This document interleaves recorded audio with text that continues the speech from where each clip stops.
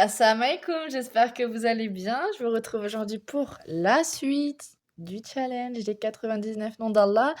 Pour ceux et celles qui n'ont pas regardé le début ou qui ne sont pas encore abonnés, n'hésitez pas à vous abonner, à liker, à commenter, à partager pour me donner un petit peu plus de force, Inch'Allah, bi'idhnillah.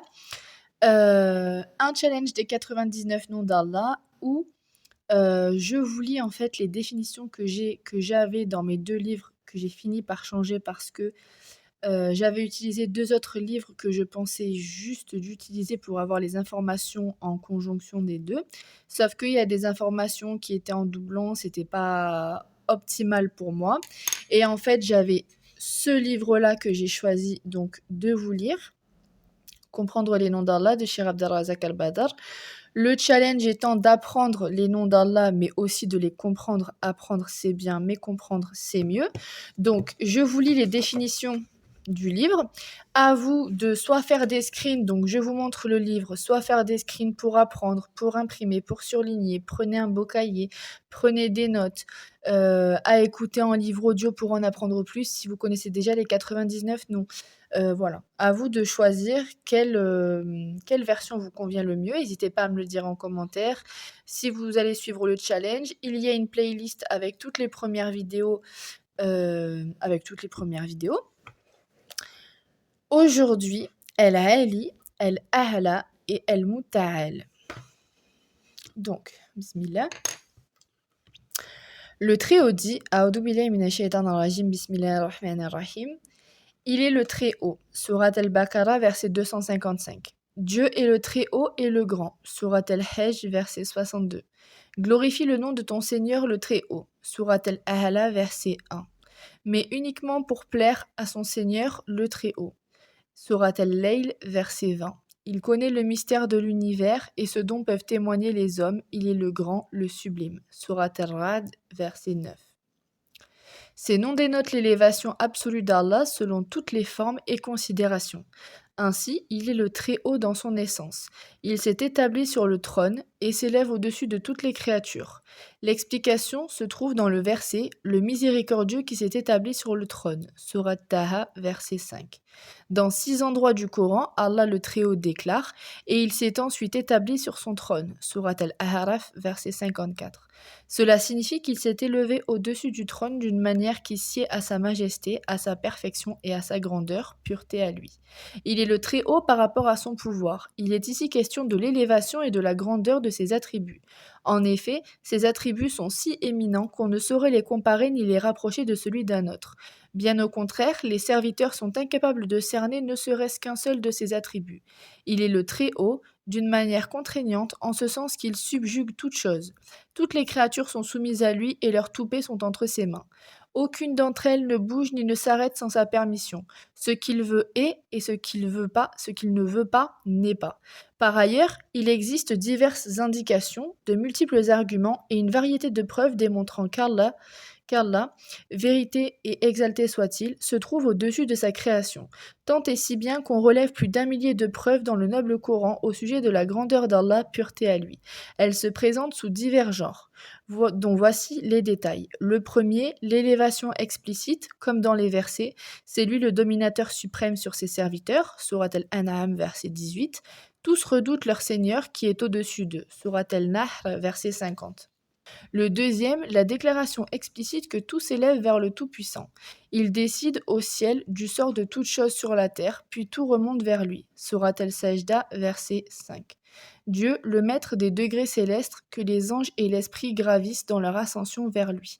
Surat al-Ma'arij, verset 3-4.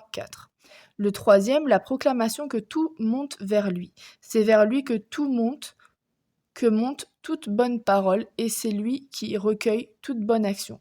Surat Fatir, verset 10. Dans un hadith consigné par les 2 sahih, Abu Huraira raconte que le messager d'Allah sallallahu alayhi wa sallam a révélé « Allah recevra de sa main droite l'aumône faite par quelqu'un d'une date bien acquise. Seul ce qui est bon monte vers Allah. Ensuite, il la fera fructifier pour son auteur, comme l'un de vous élève son poulain jusqu'à atteindre la stature d'une montagne.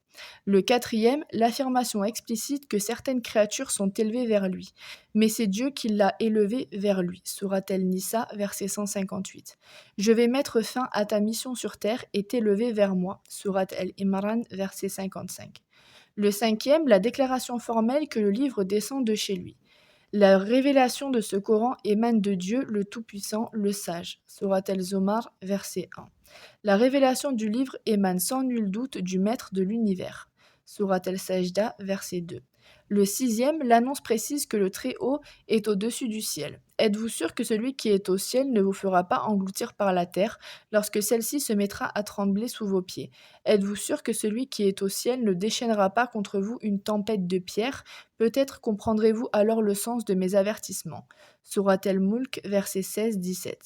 Dans le Sahih Muslim, Muawiyah ibn al-Hakam radiallahu anhu, raconte dans un hadith que le prophète sallallahu alayhi wa sallam demanda à une fille esclave: Où est Allah? Au-dessus du ciel, fit-elle.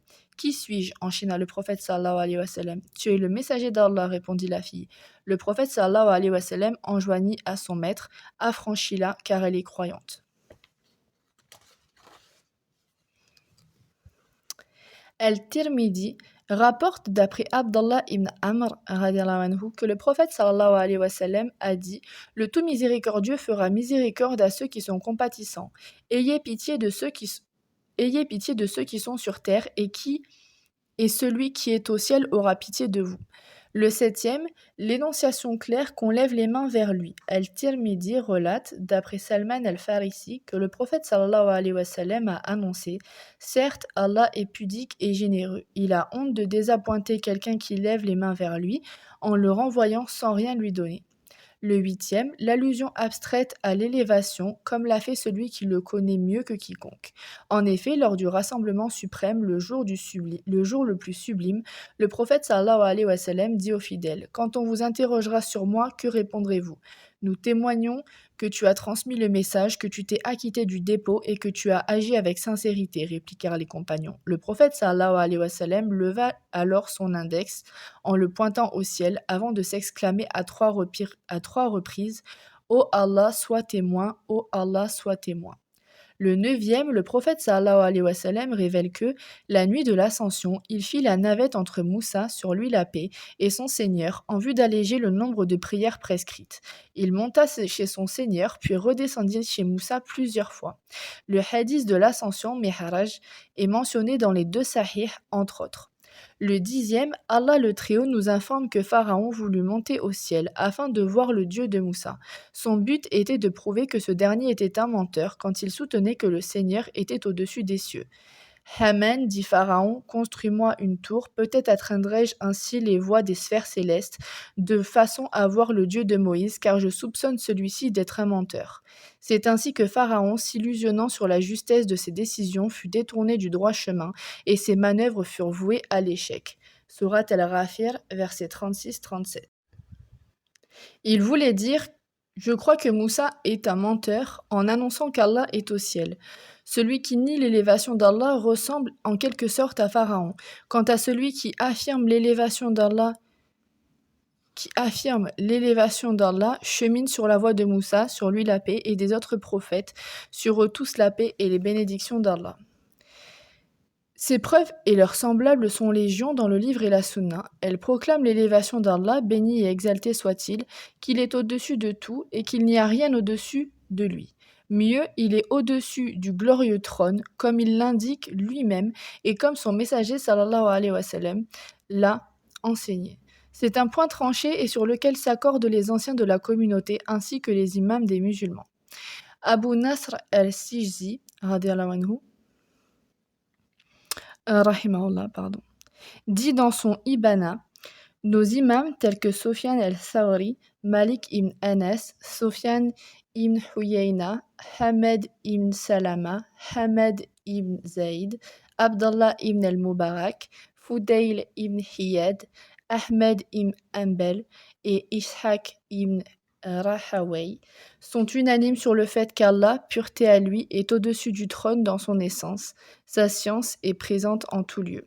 Quand le serviteur a la conviction qu'Allah est au-dessus de sa création, cela le pousse à exalter le Seigneur, à s'humilier devant lui, à se soumettre à lui. Il est également incité à l'exempter de tout manquement et de tout défaut, à lui vouer un culte exclusif et à s'éloigner de toute velléité de lui attribuer des associés. Allah le Très-Haut énonce, et il en est ainsi parce que Dieu est la vérité même, alors que ce qu'ils invoquent en dehors de lui n'est que fausseté, et que Dieu est le Très-Haut et le Grand. Sourate Al-Hajj, verset 62. Il ajoute aussi, dis-leur, appelez ce que vous prenez pour divinité en dehors de Dieu. Il ne possède même pas le poids d'un atome, ni dans les cieux ni sur la terre, à la création desquels ils n'ont jamais été associés, et Dieu ne compte pas d'auxiliaires parmi eux. Nulle intercession auprès de Dieu n'est efficace qu'en faveur de celui à qui il le permet, et quand la frayeur de ceux qui sollicitent cette intercession aura disparu, ils demanderont qu'a dit votre Seigneur? La vérité leur sera-t-il répondue? N'est-il pas le Très-Haut, le Grand? Sourate Sabah, versets 22-23. Voilà pour la lecture du jour. El-Ali, El-Ahala, El-Muta'al. J'espère que vous avez appris quelque chose. J'espère que cette vidéo vous a plu, que cette lecture vous a plu, que vous suivez le challenge de près ou de loin en écoutant, en prenant des notes ou même en screenant le livre à chaque fois que je lis. N'hésitez pas à me dire en commentaire comment est-ce que je peux améliorer ça, qu'est-ce que vous aimeriez trouver dans mes vidéos pour qu'elles vous soient plus utiles. Et on se retrouve demain, Inch'Allah, pour un nouveau nom d'Allah. Salam alaikum.